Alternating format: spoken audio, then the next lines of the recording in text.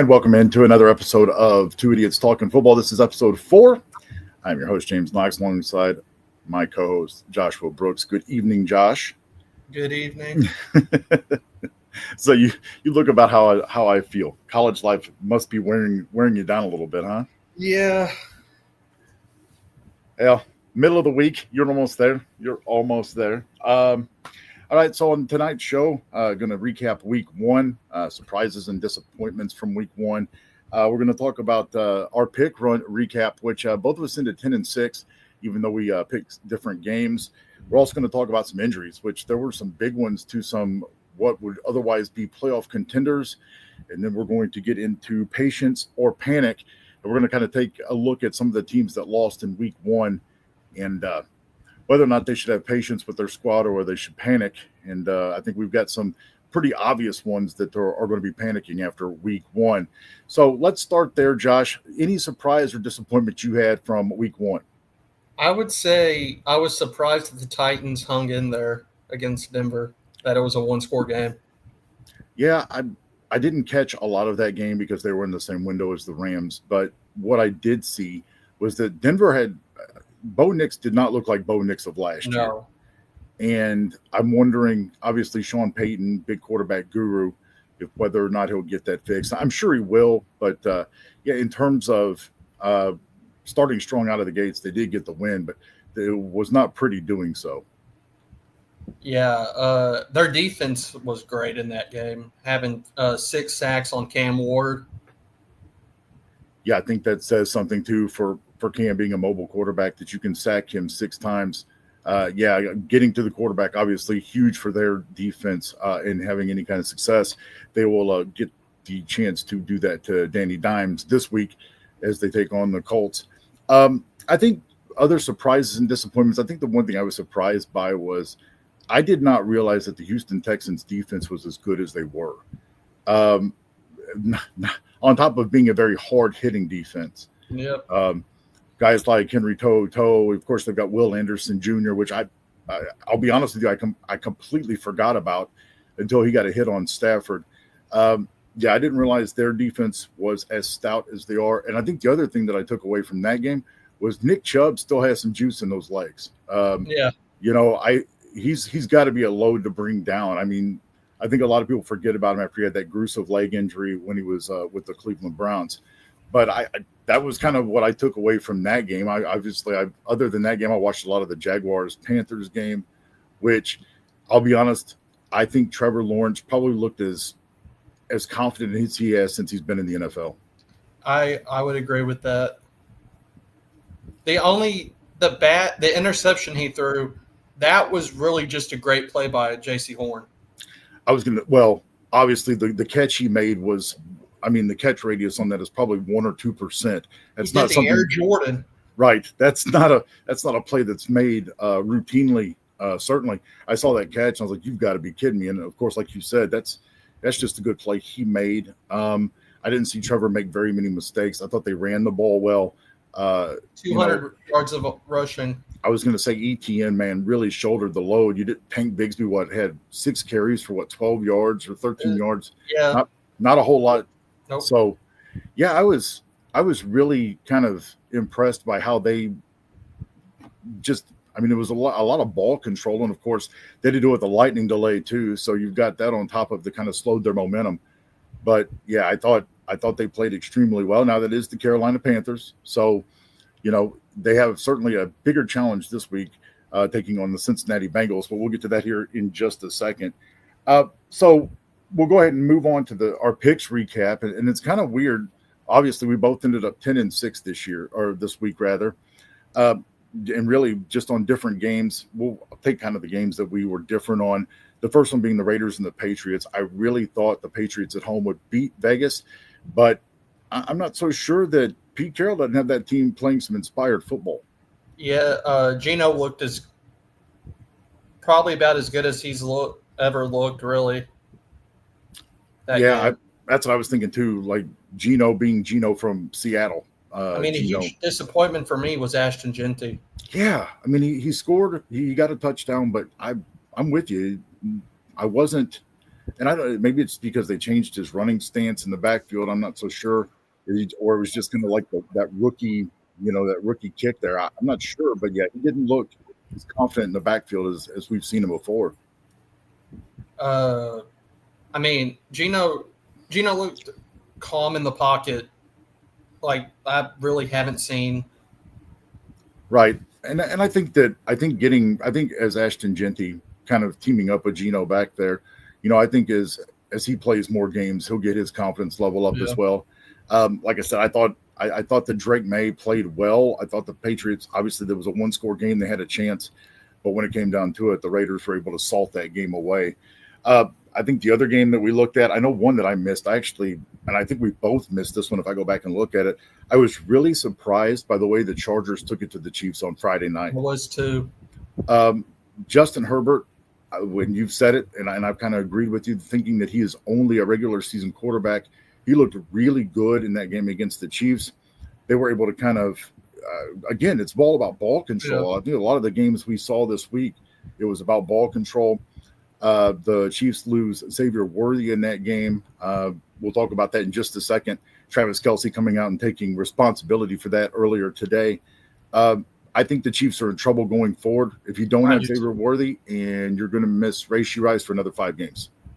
Yeah, it depends on how long I think Worthy's out. They said they're going to try to make him rehab it so he can only miss a couple weeks. But he might need surgery on it, and if that's the case, he's done for the year. And then that leaves you with little to no weapons at all. I mean, you've got Kelce and you've got Juju on the outside, and Juju's not the receiver he used to be, and certainly Travis Kelce is certainly not the tight end he used to be. We went back. Obviously, we did our kickoff special with Eagles and Cowboys. The Eagles come away in that one 24-20, and we look at it as well. So Jalen Carter gets suspended for 1 game, which is time served. I guess we'll look at it that way. He'll lose just over $57,000 of a game check, but because he did not play a technical play in that they counted that as the suspension. Right, which I think is BS. But, I would think that the NFL wants both teams to be as much at full strength as possible when the Eagles take on the Chiefs in a Super Bowl rematch this weekend. Well, the thing about the Dallas was I found it funny. It was like CeeDee Lamb and Quentin Johnston switched bodies. Yeah. Quentin Johnston was catching everything, and CeeDee Lamb had horrible drops that could have won Dallas that game. Yeah, and you look at that last one. It was a tough play, but we've seen him make that play before. And I think we've both heard receiver coaches or coaches tell you in general, if you get your hands on it, you've got to catch the ball. Yep. And so did not happen there. We'll go to another game. We were different on this one as well. I think I had Cleveland beating Cincinnati. But I did too. The Bengals come out on top 17-16. And what was that ball game was so terrible to watch. It was Cincinnati's offense looked bad. Man, I really don't even know what to make of it. I mean, Joe Burrow, we've kind of put him on this pedestal. Of course, he made it to a Super Bowl, lost to my Rams, but he's been there. He's been one of the only quarterbacks in the AFC, if not the only quarterback in the AFC, to go into Arrowhead and beat Patrick Mahomes and the Chiefs. Yeah. But yet you come out on an opening weekend game and you look terrible against the Cleveland Browns. And honestly, Cleveland should have won that game. Yeah. Their starting guard also got hurt in that game. Speaking of the Bengals. Yeah, and he'll be missing week 2. So Cincinnati is going to, and that will bode well for your Jaguars as they take on Joe Burrow and the Bengals next. The Colts and Dolphins game, I kind of want to talk about this one simply because the Dolphins looked terrible. Tua threw 3 interceptions. They turned the ball over and lost 33-8 to a Daniel Jones squad that scored on every possession they had on Sunday afternoon. Yeah, I thought the Colts were going to win, but I didn't think it was going to be that bad.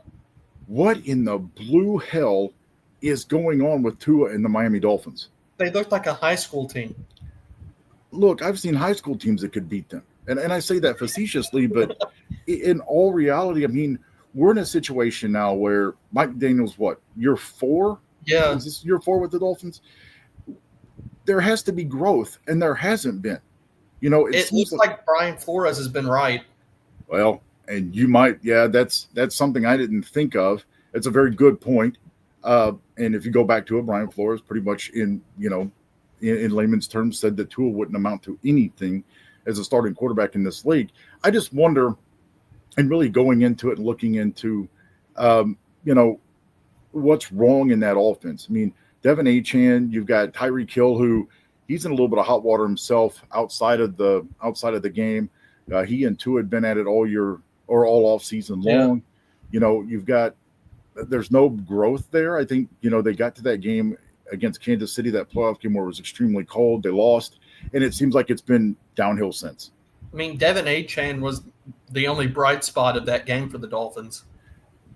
Yeah, and they play the Patriots this week, and that's we'll do our picks later on, and that's a game I look at. I'm like, man, can it get much worse for the Dolphins, or do they actually have a chance to win this week? Who knows? But we move on to the next one here. Next one I've got here is the Jaguars 26, the Panthers 10. We kind of touched on that a little bit. Thought Jacksonville looked good. They ran the ball pretty much at will. And of course, Cincinnati this week, really the only thing they have defensively is Trey Hendrickson. So what do you expect Jacksonville to do this week with Cincinnati? I really expect the offense to do kind of what it did this week. Not rushing-wise, the amount of yards they put up. But I do expect this game to be really close. So, I mean, obviously, being a Jags fan, I'm guessing you'll take the Jaguars to win. But, I mean, is this one of those games where it's a one-score game, maybe field goal to win it at the buzzer? I think it's a field goal game. Gotcha. I was curious. That's one of those games, too, because, obviously Jacksonville can run the ball. That we've seen that. I just don't know if they'll be able to do that on Cincinnati. And, of course, that game's on the road as well. Yep. But I don't think that's going to phase Jacksonville whatsoever. The next one here, we've got the Cardinals over the Saints 20-13. And this is one of those games that kind of surprised me. This game should have not been as close as it was. No, I really thought the Saints were going to lose badly. Well, and that's what I'm trying to figure out. Is New Orleans better than what we thought, or is Arizona not as good as we thought? I mean, they had Rattler go out there and throw it over 40 times. I think the one thing that concerns me about the Saints is he's going to get Chris Olave killed. A couple hospital balls there, and Olave is actually questionable for week 2, and they will be taking on a banged-up San Francisco 49ers team that, they're going to be without George Kittle. Kittle was put on IR yesterday, which means he has to miss the minimum of 4 games, which means he'll miss both the Jacksonville Jaguars game and the first Rams matchup with San Francisco. And then it was come out earlier that Niners coach Kyle Shanahan saying that Brock Purdy would be a long shot to play this week. And if that's the case, then we enter stage left, Mac Jones. That game might be the worst game of the weekend. I'm going to go out and say it now that if Mac Jones is the starter for the San Francisco 49ers against New Orleans on Sunday, that the Saints will get their first win of the season. I agree. So the next game would be the Steelers and the Jets. The Steelers get a 34-32 win against the Jets on the beginning of Aaron Rodgers' revenge tour. Chris Boswell kicks a 60-yard field goal with a couple minutes left to put Pittsburgh ahead. A game that you and I both talked about off the air that, the Jets should have won that ball game. Yeah, the Jets really should have won. They still had a chance at the end. Like we talked about, I still think Justin Fields could have ran that 4th down for a conversion.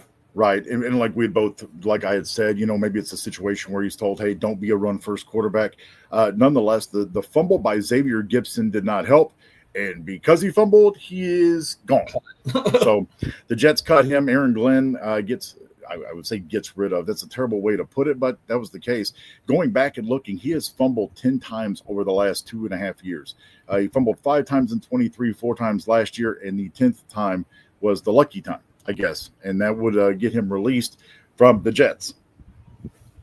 Yeah, not a great look. No, but I guess that's Aaron Glenn coming in and kind of ruling with an iron fist, saying we're going to do things my way here. We're going to try to change this culture around.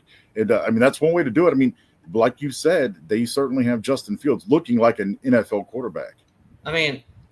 Not to pass anything up on the Jets, Aaron Rodgers looked unbelievable.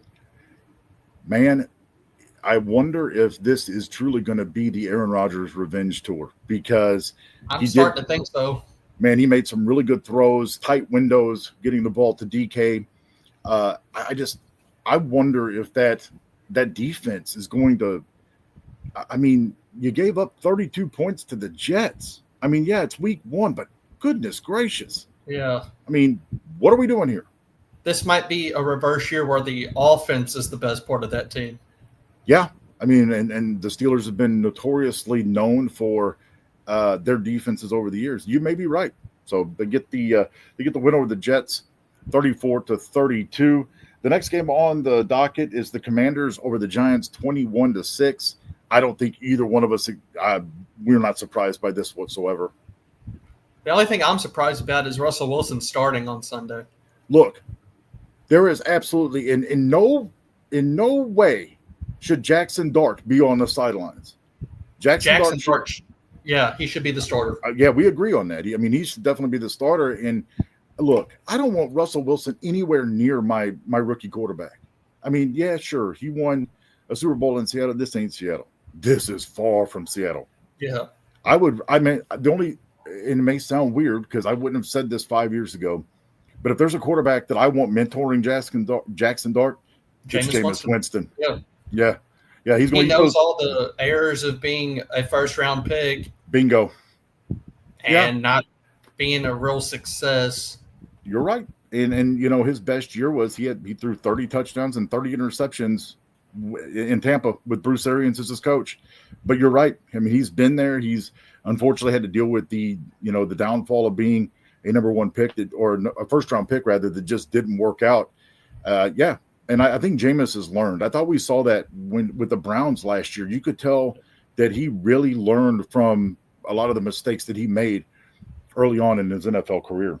I mean, even in preseason this year, him and Jackson Dart seemed to build up a relationship. I don't know why you would want Russ involved. I would cut Russ if I'm the Giants. Man, you're not going to lose much money. I'm with you. Hindsight being 2020, I wonder if you're Sable there, or if you're Brian Daboll there, if you sign him at all. But I mean, I guess at that point in time, you didn't know what you were going to get in the draft. You really just didn't. True. Next game would be the Broncos and Titans. We kind of touched on this one a little bit earlier. Broncos get the win, 20-12. Neither team looked great at all. You take it, because like I said, I don't have a whole lot to say on this one. Stat-wise, it didn't look good, but I think Kane Moore played as good of a game as he could have.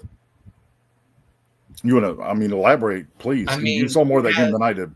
Receivers dropping passes left and right. Brian Callahan not knowing the rules of the game that could have won them the game if he would have challenged. How do you not know that? What's the prereq for being an NFL head coach? I would think to know the rules of the game. Man, there's just. But obviously, it's to be a decent offensive coordinator. Well, I don't know. They scored 12 points against the Broncos. My Rams come marching into Nashville this coming weekend, and they may not score 12 points on the Rams. Yeah, your defense is gonna. I think Cam Ward's gonna know Jared Verse's name by the end of that game. I hope you're right. I certainly hope you're right. So the next game we'll hop to is the Niners and the Seahawks. The Niners go to Seattle and get the win 17-13. This was kind of one of those games, too, that I thought was going to be better played. I don't know if this is like the simple, the equation adding up to not playing your starters in the preseason. But, again, offensively, neither team looked sharp at all. I watched that game, and the Niners were lucky on that last touchdown. That was the one. Who caught that? It got deflected into the backup tight end's hands. Yeah, I saw that. Okay, now I know which one you're talking about. Yeah, you're lucky anytime you go into Seattle and get a win. I don't care how good you are. Seattle, there's just a different play. Yeah, just different place to play. But, for Seattle, Cooper Kupp has 2 catches for 15 yards. Kupp was not good that game. He kept dropping stuff too. I wonder. and I'm not saying this just because he's with a rival team now. I wonder if his best days aren't behind him. I said that once they signed him to that deal. Obviously, going back, he's had the ankle injuries when he was with the Rams. He, he's had a concussion. I don't, all of that sooner or later adds up. I mean, the human body, you can't just erase that stuff. But yeah, I still cheer for him just because he was one of my favorite players when he was in LA. But yeah, I just don't think he's going to give much to that team in Seattle. The Seahawks defense wasn't great either. They let Ricky Pearsall go off on them. Yeah, and I mean, I guess that's going to be their number one weapon going forward because Juwan Jennings is banged up. George Kittle, like we mentioned, he's on IR, mandatory. He has to miss 4 games. They signed Kendrick Bourne, but that's not really a number one receiver. No, I mean, he's always been a complimentary piece, and he comes back to San Francisco after playing in a couple other spots. You're right. I mean, this is all complimentary pieces. And if you've got Mac Jones throwing you the ball, I really do think the Saints defense, Mac's just not, he's not the same Mac Jones as he was his rookie year in New England. He's certainly not the same Mac Jones as he was in college. You just don't have those kind of weapons in the NFL. And I think Seattle might be in trouble against Pittsburgh. I could see that. Sam Darnold, that game, that's just another game right there where Seattle has to go across the country. It's a noon start, and Pittsburgh coming off a win. They're good. They've got a little bit of momentum, and this is going to be one of those games where I bet Steelers defense may be all over Seattle. Darnold didn't play a bad game, though, either. He didn't play a great game, but he didn't play a bad one. Like, he wasn't Jets Sam Darnold. Gotcha. So what you're saying is he didn't lose him the game, but he didn't win him the game either. Yeah. All righty. Next game we'll go to, and this one surprised me. We were different on this game. The Packers beat the Lions 27-13, and Jared Goff looked terrible. Yeah. I do have a stat about Jared Goff. Yeah, this may be the one that I was getting ready to give. You go ahead. I want to see what you've got over there. Without Ben Johnson and Sean McVay calling plays, Jared Goff's record is 0-19-1. Yeah, not great. Yeah. Not great at all. And their coordinator looked like he had no clue what he was doing. That stat actually surprised me. I didn't realize that it was that deep.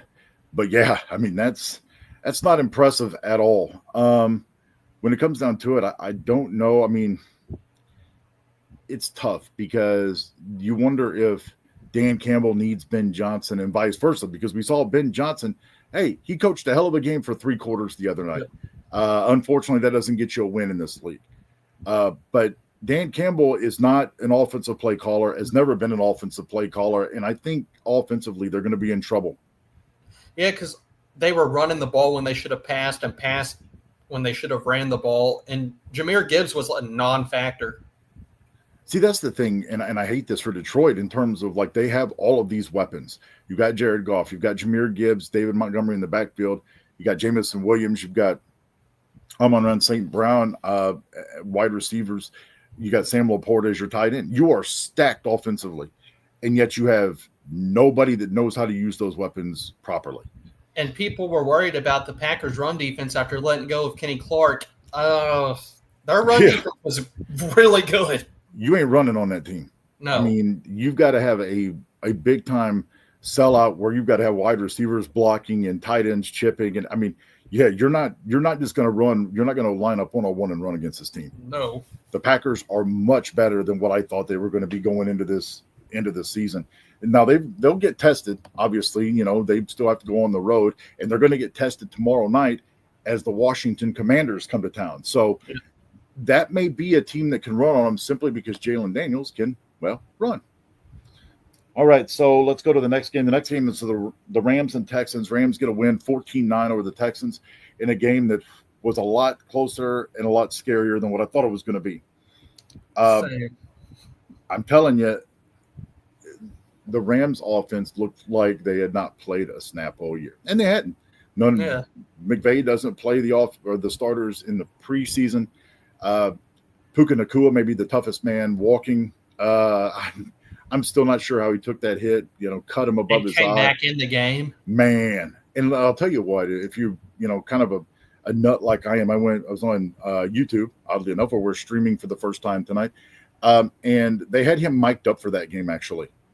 Oh, really? So, yeah. So when he takes the hit, Stafford's like kind of smacking him in the head, going, "Hey, are you okay? Are you okay? Talk to me." He goes, "Are you all right?" Well, Puka, of course, fired back. And Puka's like, I'm fine. Well, of course, they made him come off the field. He goes back and gets stitched up. Had this, with all due respect to tampons, it looked like a tampon above his eye. And it wouldn't hold in there. So they're trying to tape it and the whole thing. And then he takes another hit later on where the referees pull him off the field. Again, he's got to be one of the toughest guys on the field. He goes 10 catches, 130 yards. He didn't get in the end zone, but I don't. I was more impressed by the Rams defense. They really got off their C.J. Stroud. Yeah, look, Nick Chubb still has juice in his legs, and of course Nate Landman, the free agent signing from the Atlanta Falcons, punches the ball. I mean, a perfect peanut punch. Ball comes out. Braden Fisk recovers the fumble, and the Rams get their first win of the year, 14-9. Rams go into Tennessee this weekend to take on the Titans, while the Houston Texans are Monday Night Football against the Bucs. There you go, and that's going to be a good that's going to be a good game. Be a real good game. I was trying to pull that one up too, and I'm glad you. Yeah, there's right. That's right. This is the first Monday where there's two Monday night games this week. Next game we have here is the Bills and the Ravens. The 41-40 win by Buffalo on Sunday night, where defense was optional. Yeah, this might be the game of the year. I know it's the first week, but I think that game right there is a preview of the AFC Championship game. I really do. I think that, just Josh Allen and Lamar Jackson. I think they both have what it takes to get their teams respectively to their to the championship game, winning their division. I don't see a team in the AFC East that's going to challenge the Bills. And the Ravens do have to deal with the Steelers in the North. I don't know if the Bengals will be there. I've got them at 9-8 again this year, but I think that the Ravens will ultimately be in the playoffs as well. And we've seen it. If you have to go to Buffalo or Baltimore in the playoffs, there's a good chance you're not coming out of there with a win. Do you know what Harbaugh's record is when they're up a possession late in the fourth quarter? I have no clue. The past 0-19. Wow. This goes all the way back to 2022. So we're talking about 22, 23, 24, now 25. He's not won a game when you say they're up by more than a possession near the end of the fourth quarter. That's just bad game management. How do you not salt that away? I don't know. That is nuts. I'm not really sure. I don't know what to say about that one. I certainly didn't expect that. I thought there'd at least be a win or two in there, but that's just bad game management on his part, I guess. Or, maybe, just not being able to salt games away. You would think that you've got, you didn't have, Derrick Henry until last year, but you've had running backs there that could salt games away. Yeah. Especially when you're up by more than a touchdown. Yeah, I just don't. That's nuts to me. That right there may be the stat of the. Right there may be. Yeah, it's either 0-17 or 0-19. It's one of those numbers. Wow, that's crazy. Either way, even if it's 0-17 or still not having a win when you're talking about being up double digits. I don't understand how that happens. And then of course that they should have won the game Sunday night if not for Derrick Henry putting the ball on the ground and one thing leads to another and the Bills go down and score. Josh Allen played well. He won me my fantasy matchup is what he did. He just played a typical Josh Allen game. Yeah. It's nuts. I think he'll win MVP this year again. You think he'll go back to back, huh? Yep. That'd be it's hard to do, but I definitely could see it. You're talking about a guy that I don't know. And you and I have talked about this. I just don't know if Buffalo is that team, but I guess we'll find out. Like I said, they're not going to get tested in their own division. That's not going to happen. All right. So the next game we'll move to is the Monday night game, and that's the Bears 24-17 victory over the Minnesota Vikings on Monday Night Football. a game that looked like it was going to go Caleb Williams' way. 3 quarters through, the Bears had a commanding lead, and J.J. McCarthy said, "Hold my beer." Yeah, McCarthy flipped a switch once that interception happened, that pick six happened. Yeah, and I know you've got some stats about Caleb Williams over there, so I'm going to let you have the floor. So in 12 games, in Caleb Williams' past 12 games, he has 12 touchdowns to 1 interception. Can you guess what his record is? I'm going to say he's got 2 or 3 wins at least. 1-11. So that's crazy. You wouldn't. It's not Caleb's fault. No, certainly not. I mean, and it's wow. I mean, I guess there are some inaccuracies there with his passing. I mean, we kind of saw that Monday night. Yeah. But to have a 12-to-1 touchdown to interception ratio and only have, 1 win to show for it? I mean, yeah, it's definitely not his fault. Definitely not his fault at all. I don't know. I think both of us had the Vikings in this game. I don't think that, although we had both talked about how we didn't know what we would expect from J.J. McCarthy, and I'm still not sold on the young man. I mean, I'm sorry. I'm not. No, I'm not either. So to wrap up week 1, okay, so we got the AFC, NFC Offensive Players of the Week. In the AFC, it was Josh Allen, obviously with the win over the Ravens on Sunday night. J.J. McCarthy was the NFC Offensive Player of the Week. The Defensive Player of the Week, which I find this hilarious. In the AFC, it was the Jaguars and Foye Oluokun. And in the NFC, it was Nate Landman from the Rams. So, yeah, that I kind of touched on that earlier and got a good chuckle out of it. And I'm not even – Go ahead. The Ravens, I got this to show you. These are all the games Ravens were up by more than 7. It's a little hard to see, but I was going to say I think I've got the gist of it there. Yeah. So one of them was they were up 31-17 against Cleveland and lost. They were up 19-10 on Jacksonville and lost. I remember that game.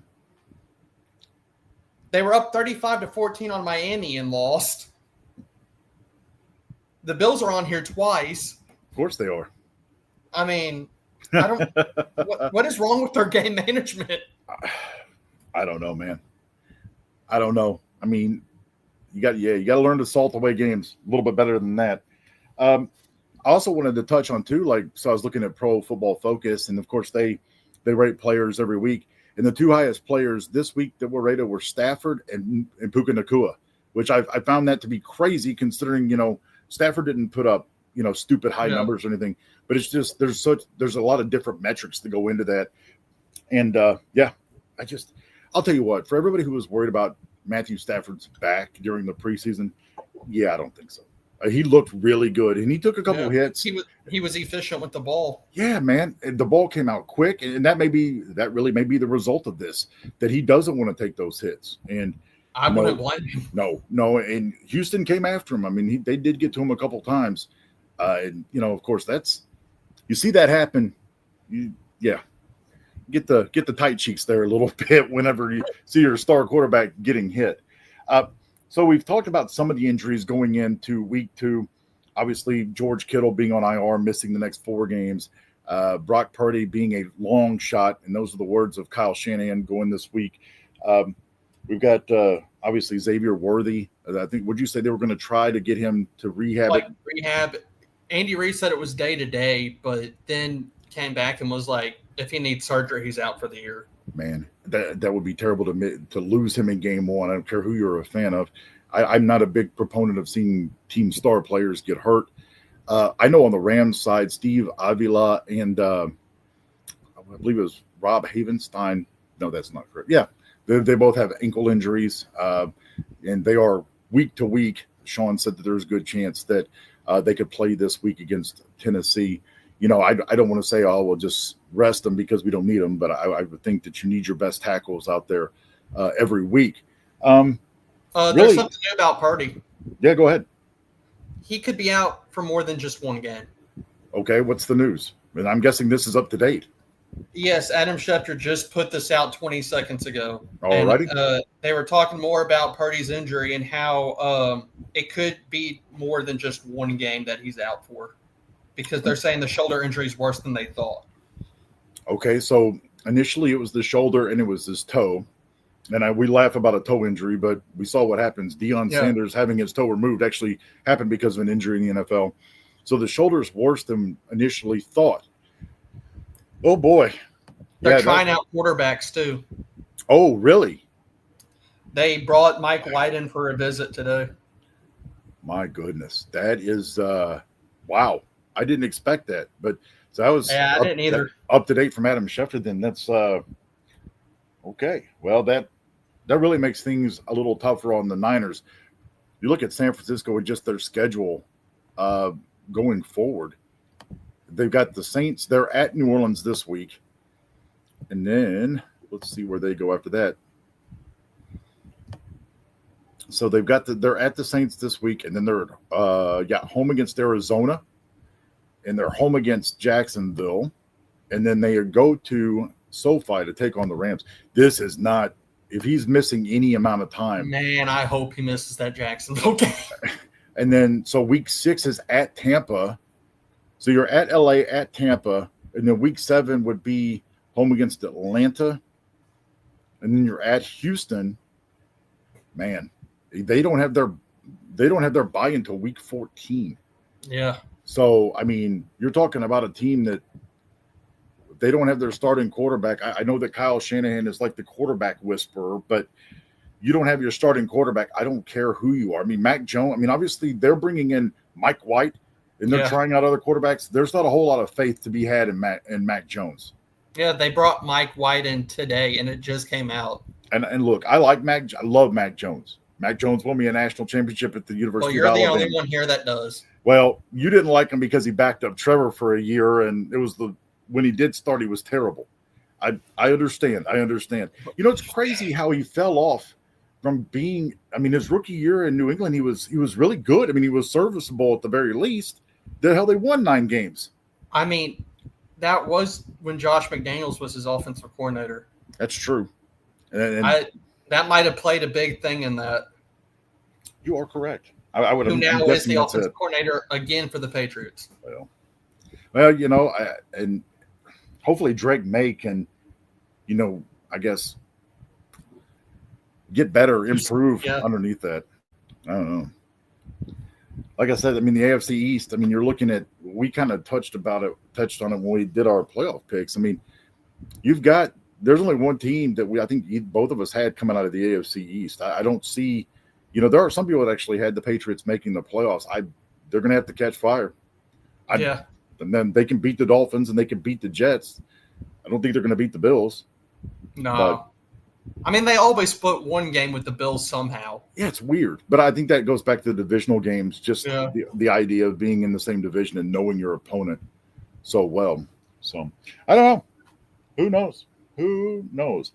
All righty. So let's kind of talk about at the top of the show, doing the patience or panic here. We'll kind of go through a list of teams that lost. We won't cover every team that lost on Sunday. But patience or panic and whether or not these teams, and the 49ers were on that list. We'll start there. Panic. No doubt. You better hit the red button, sound the alarms, everything. Especially now, I wouldn't have said panic initially. You know, I wouldn't have either. Even missing George Kittle, you know, for 4 weeks or whatnot, I would have been like, okay, you know, you still have your quarterback, you still have McCaffrey. And you'll get Juwan Jennings back. You bring in Kendrick Bourne. But, yeah, right now at this point in time, I think you have to panic. I mean, you're losing. Especially if Purdy's out more than a game. Man, I'm telling you. Yeah, no doubt. And I'm sure there will be more that comes out on that in the next couple of days. They play on Sunday. So, really, it's all that's based on the baseline testing on Fridays. The next team is the Miami Dolphins. And I think we have to look at panic. And then, I mean, you brought up the Tyreek Hill news earlier. Yeah, panic. So what exactly was the Tyreek Hill news? I mean, you said that. So the NFL is now investigating him over domestic violence. So in terms of a timeline, did anything come out about that? I mean obviously that part just came out today that they were investigating him. His now ex-wife of like 7 months last year came out the other day and accused him of it. Man. And apparently he has. This is not really confirmed yet, but apparently he requested a trade from the Dolphins, and the Dolphins basically told him no. So, I wonder, and all of this is assumption and really speculation, but do you ask for the trade to get out of Miami to get away from the problem, or run from the problem? Hell, who knows? I mean, again, it's just all speculation, but that's a tough situation. You've got, I mean, obviously, if you go on field, Tua and Tyreek have not been on the same page this offseason. Yeah. Mike McDaniels, his cute little funny stories that used to make everybody laugh, that didn't cut it anymore. You're not winning in the NFL. That trade report came from Pro Football Talk. Okay. Mike Florio, I think, put it out. All righty. The news on Tyreek? Okay. Yeah. So the two teams were the Kansas City Chiefs and the Pittsburgh Steelers. Wow. And obviously Tyreek started his career with the Chiefs, won a Super Bowl there. You know, I think a lot of us thought I thought he would play his whole entire career there. And of course, you know, money chase the money. Right. And that's exactly what it came down to. The next team, the Cleveland Browns. I don't know if I'm panicking or not yet. Yeah, I wouldn't panic right now at the moment. You put up a great fight against a team you should have lost to by more than one possession, even if it is a division opponent. If you're making the quarterback decision there, is Joe Flacco remain your starter? Yeah. See, this is where we're going to go different because talking about the Giants and how Jackson Dart should be starting. If you're going to plan for the future, I think Dylan Gabriel should be getting your snaps now. I don't even know if he's the future of that team, though. Okay, fair point. I mean, I'm guessing, are you saying Shador, or are they going to go back to the quarterback next year? Or? I don't think there are future quarterbacks on that roster. Do you care to elaborate? I mean, inquiring. No, I just don't think he's on the roster. If that means by trading for somebody or drafting another quarterback. You know as much as the Cleveland Browns know. Exactly. All right, so the real thing is I know as much as the Titans head coach knows. Well, funny enough, the next team on the list is the Tennessee Titans. So I got a two-parter for this. Okay. On Cam Ward, I'm not panicking at all. All right. Patience for Cam Ward, but as the team as a whole, I would say panic. Okay. Which makes sense. I think Cam Ward's the future of that team. All righty. Well, and obviously, I mean, I could see that. It's hard to run for your life for 60 minutes and play as well as he did, even though he got sacked 6 times. That not always on the quarterback, especially if receivers are dropping passes and your offensive line is Swiss cheese. I mean, really, only 2 of the sacks he took were mistakes by him. Gotcha. And so, 2 out of the 6, I mean. Yeah, it's not bad, especially being a rookie quarterback in your first real start in the NFL. The final team on this list is the Detroit Lions. And I put them on the list simply because I'm not so sure that Dan Campbell is Dan Campbell without Ben Johnson or without Aaron Glenn for that case. I would say the same thing, but unlike the other teams, maybe they can bounce back this week, but yeah, the Lions host the Chicago Bears. Ben Johnson revenge game. Yeah, buddy. You can guarantee that they're going to want to stick it to Ben Johnson for leaving. I got to think that game's at home. Yeah, I don't think the Detroit Lions are losing that game. Now, if we come back to this in 2-3 weeks and we've got a situation where the Lions are maybe 1-2, 1-3, yeah, then when I think we start sounding the alarms. But I think I would say even if they lose to Chicago. Well, yeah, certainly. Yeah, if you lose to the Bears and you drop to 0-2, yeah, it's going to be real hard to win that division. It's going to be tough to win that division anyway because the Green Bay Packers are for real. Yeah. Which I'm sure that makes Aaron just happy as hell. I can't stand it. I'm not a Packers fan whatsoever. Never have been, never will be. But, you know, all that goes down to the fact that they happen to be in the same conference as the Rams. Speaking of the Rams and looking at the Packers and next week, let's jump to next week. The Week 2 schedule tomorrow night kicks off. The Washington Commanders go to Green Bay to take on the Packers. And, Josh, I'm not so sure where you stand on this, and we'll make our picks now going into next week. I'm going to take the Commanders in this game. I'm taking the Green Bay Packers. Okay. I think Terry McLaurin's going to be a non-factor again. Okay. And he was on Sunday. I think Debo gets another touchdown. I think they find a way to run the ball, whether it's with the quarterback or whether a lot of RPO stuff. But I think Washington, if there's one team that can go in there and beat Green Bay, I think it would be Washington. Yeah. So we'll go into Sunday, the 12 o'clock slate starting off. And we've got some games this week, Josh, that are just blood games. We really do. It's kind of like the college football season. We started off with all these great games in week 1, and then last week. All right, sorry, Josh, I won't bring up college football. My bad. I didn't even think about that. Josh being a Florida fan. South. Yeah, USF got them, didn't they? All right, so my bad. Noon slate on Sunday, September 14th. Oh, man. We'll start off. The first game on the slate is the Cleveland Browns 0-1 go to the Baltimore Ravens, who are 0-1. I think we're pretty much on the same side on this one. Baltimore. Yeah.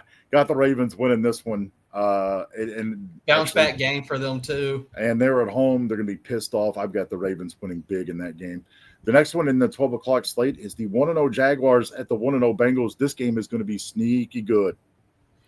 Do you know what the spread is on this game? I do not. Do I need to look it up real quick, or do you have it? The Bengals are currently 3-point favorites. So they're getting the 3 points then for being at home. Yep. So this is pretty much a pick'em game. I can definitely see and that. A lot of betting experts are picking Jacksonville to win that game. And it's a 3-point cover.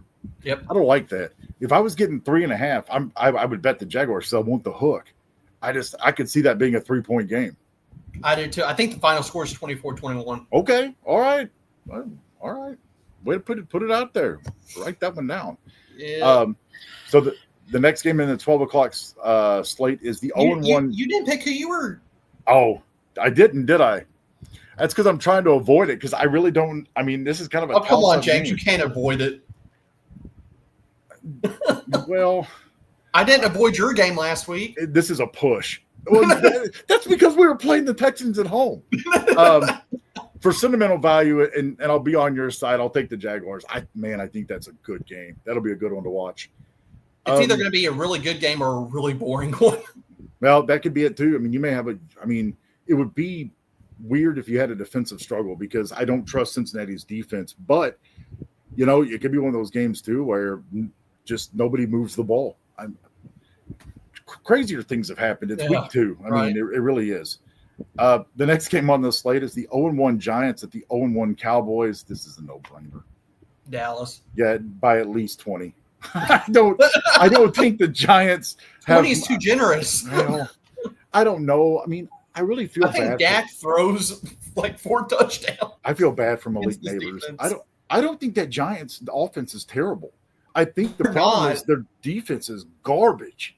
I think if Jackson Dart was in, I think their offense would be a lot better. I think the Giants offense is decent, but I don't think they have the firepower to outscore their defense being so bad. Yeah. That's the best way to put it. Next game is the 0-1 Bears at the 0-1 Lions. Again, this is a no-brainer. Well, or is it? Are you going with Lions? I am going with the Lions. I'm going with the Bears. You're taking the Bears. I knew when I stopped and I said this is no-brainer and I didn't hear anything, I had a feeling that you might. So that's the second. I think Ben Johnson gets his revenge game, and I think Caleb has a pretty decent game. If anybody knows how to beat the Lions defense, it's going to be Ben Johnson. Remember, the Bears almost beat the Lions on Thanksgiving last year when Ben Johnson was actually on the Lions. And the Bears defense surprised me against the Vikings. Basically shutting down Justin Jefferson until the fourth quarter.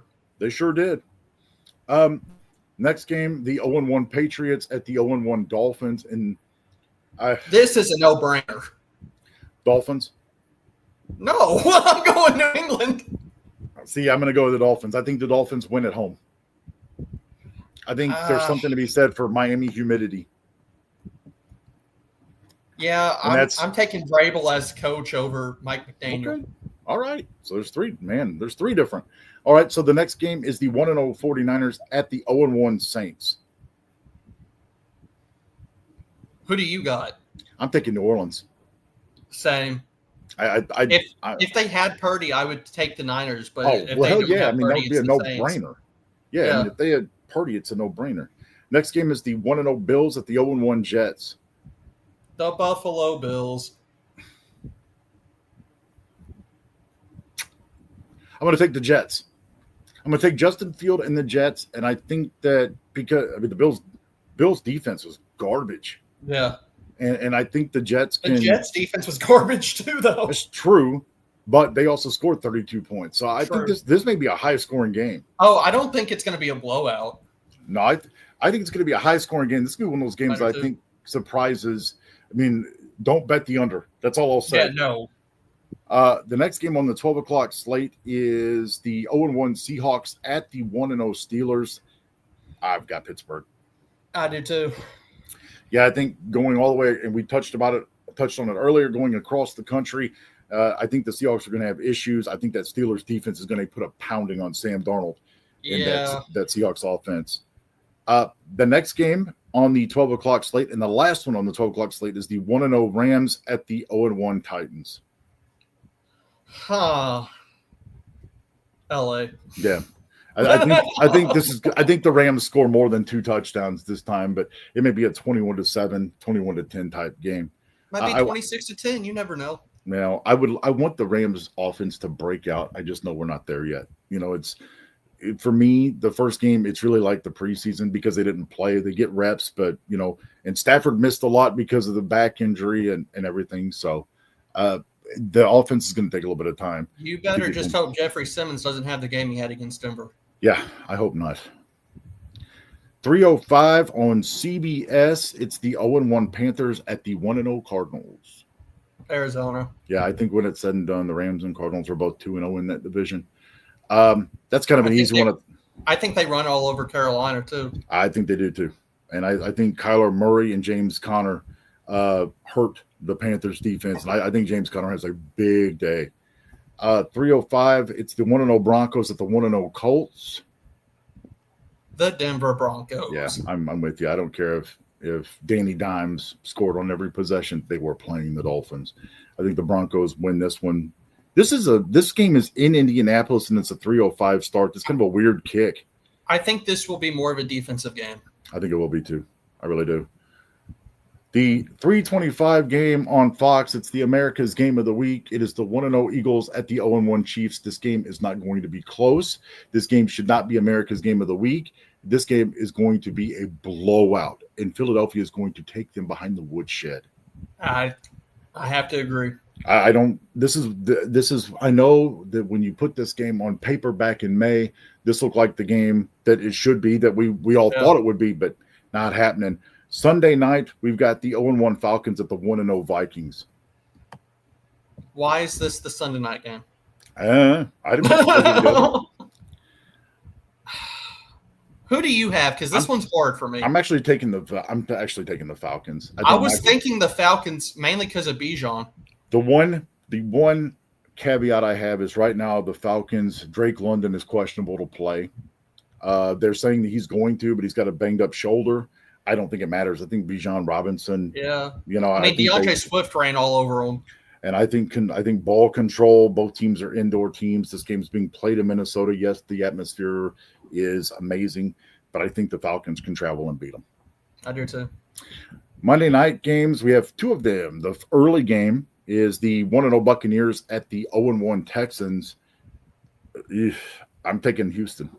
I want the Bucs to win, but I'm taking Houston. Well, yeah, obviously for the divisional thing would help out Jacksonville if Tampa won.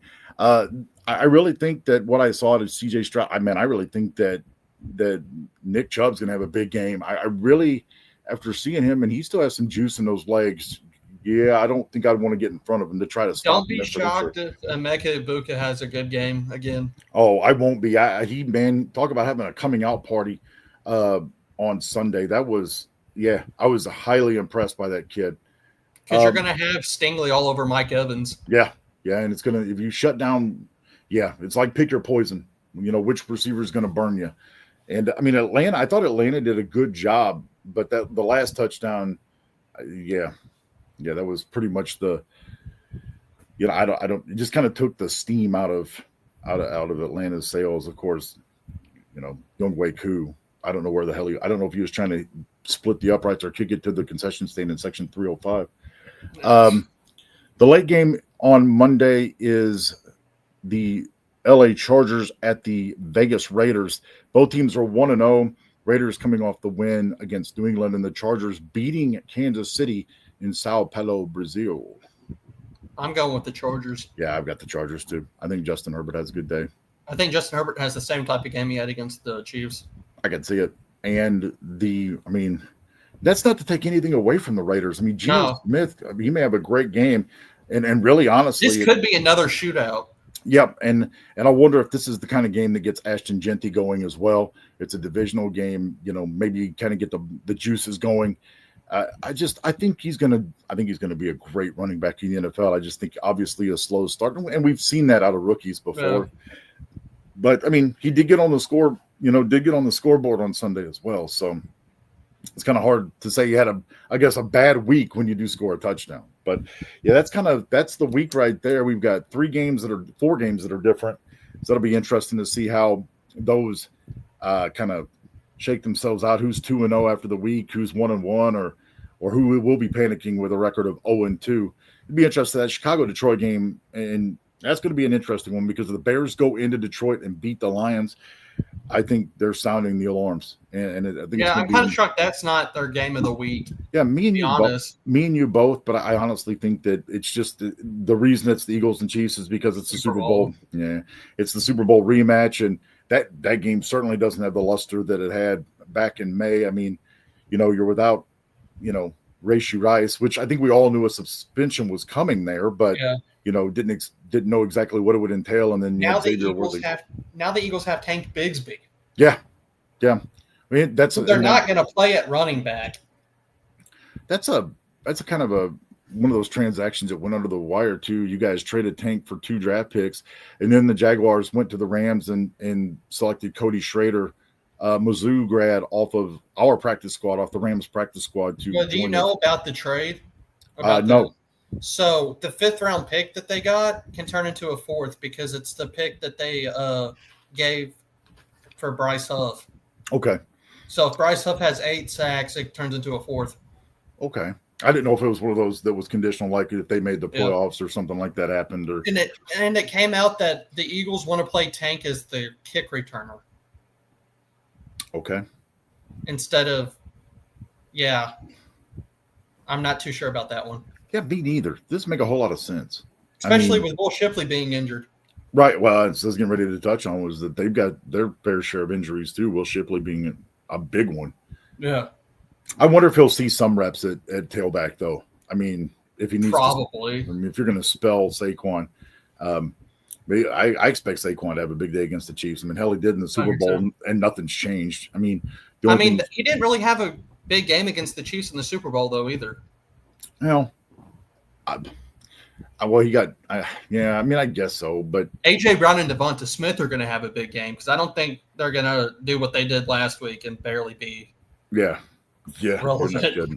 Well, the only thing that changes is the venue. I mean, you're going to Kansas City and Arrowhead Stadium, and I guess that could be like, I mean, you'd be intimidated if you're walking into the stadium, but you're talking about the defending Super Bowl champions. If they're intimidated, they're not prepared. That's the best way to look at it. All righty, so that'll do it for the show this week. We've kind of gone over everything we can go this week. Unless you have anything else to add? No, not really. All righty. Well, then we will wrap it up. Everybody enjoy week 2 of the NFL season. For Joshua Brooks, I'm James Knox. Thanks for tuning in tonight to 2 Idiots Talking Football, and we will see ya.